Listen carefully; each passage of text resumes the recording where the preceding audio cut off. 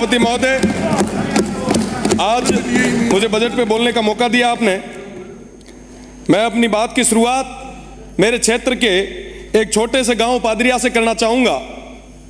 मैं उस गांव की बात कर रहा हूं जहां का हर दूसरा सदस्य आज के समय में फ्लोराइड पानी की वजह से दिव्यांग है। मैं मेरी बात की शुरुआत उस डीएनपी एरिया से करना चाहूंगा जहां पर आजादी के 75 साल बाद भी सड़क, पानी और शिक्षा की भारी कमी है। मैं मेरी बात की शुरुआत उन तमाम पशुपालकों को याद करते हुए करूंगा जिन्हें अभी तक किसी तरीके की कोई चिकित्सा सहायता नहीं मिली, पशुओं के इलाज की कोई व्यवस्था नहीं हुई।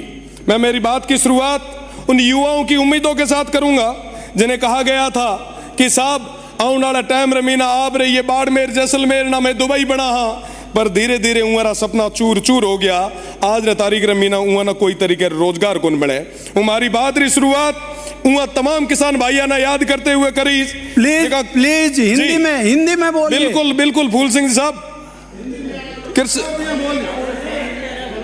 उंगा तमाम भाइया ना याद करते हुए करी जिका ना कहो तो कि साहब कृषि कनेक्शन दे। हाँ, आज भी वो भाई प्लीज हिंदी में बोलिए। आज भी वो भाई आपका भाषण नोट होगा। आज भी आपका भाषण नोट होगा। जो हमारे यहाँ पर नोट नहीं होगा तो क्या काम आएगा आपका भाई? हिंदी में बोलोगे तो आपका एंट्री हो जाएगी। बिल्कुल बिल्कुल। आज भी हमारे वो किसान भाई हाथ में पर्चियां लेके घूम रहे। पिछली सरकार ने तो कुछ नहीं दिया जिसकी वजह से वो इस तरफ बैठे हैं। पर मेरा निवेदन मेरे तमाम भाइयों से, समस्त मंत्रीगणों से कि साहब उन किसानों की आवाज को सुनो। बिजली की वजह से वो इस स्तर पर परेशान है कि वो आत्महत्या करने के कगार पे आ गए। आपने अभी कहा कि साहब हम राजस्थान की इकोनॉमी को 300 बिलियन तक ले जाएंगे। 350 बड़े भूल गए जो ऐड कर दा। डॉलर और लगाओ 350 बिलियन डॉलर। मैंने समझ में को नहीं आया कि साहब आप 350 बिलियन की बात तो करो पर सीमांत वो क्षेत्र था छोड़ दियो। आप बात करो 350 बिलियन सदस्य पर आपने एस्पिरेशनल तमाम क्षेत्र को रिकॉर्ड में लेने के लिए प्लीज सदस्य प्लीज आप रिकॉर्ड में करने के लिए हिंदी में बोलोगे तो आपका हर लफ्ज नोट हो जाएगा।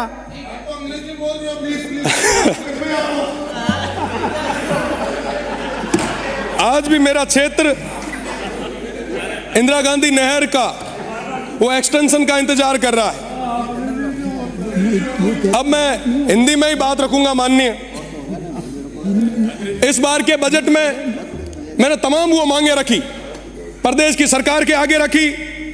इन्होंने सुझाव मांगे, भर भर के सुझाव मैंने भेजे, पर एक भी जगह बजट में शिव विधानसभा का नाम नहीं डाला गया। मेरे शिव विधानसभा की तमाम उन जनता ने पूछा, उन भाइयों ने पूछा, उन बुजुर्गों ने पूछा कि साहब क्या हुआ, शिव का नाम क्यों नहीं आया। मैंने कहा साहब यहाँ ने बड़ो दोरो लागो कि यहाँ पे एमपी रो चुनाव लड़े आया। मैं आपसे ही था, मैं कोई और नहीं था, कहीं और से नहीं आया था। कोई अगर रीस हुए तो मारे हम काटो, मारे हुए लोगों कहीं कौन बिगाड़ी हुए। इस बजट में आपने सीमांत के उन लोगों को नकार के उनके साथ एक कुठाराघात किया है। हम किसके लिए मांग रहे थे साहब? उन लोगों के लिए जो आजादी के बाद तक अभी तक उन अभावों में जी रहे, पर बदले में उनको क्या मिला? मैं आप सभी से निवेदन करना चाहूंगा, प्रदेश की सरकार से निवेदन करना चाहूंगा, अभावों में जी रहे उन लोगों की ओर आप देखें। देश मजबूत तब होगा, बॉर्डर मजबूत जब होगा जब वो सीमांत के क्षेत्र के लोग वो मजबूत होंगे। उन युवाओं को रोजगार मिलेगा, उन किसान भाइयों को बिजली मिलेगी, चिकित्सा मिलेगी। पर साहब आज के समय में कोई बात करने के लिए कोई तैयार नहीं है साहब। कोई भी अगर बात है, कोई भी चीज है, आप हमसे करें। ये हो गया इनका, उन सीमांत के लोगों को किसी भी चीज की कोई सजा ना दे। खत्म हो गया। 2-4 बार आपने सीटी बजाई है। मेरा निवेदन कि एसडीजी गोल पे काम करने का समय आया है।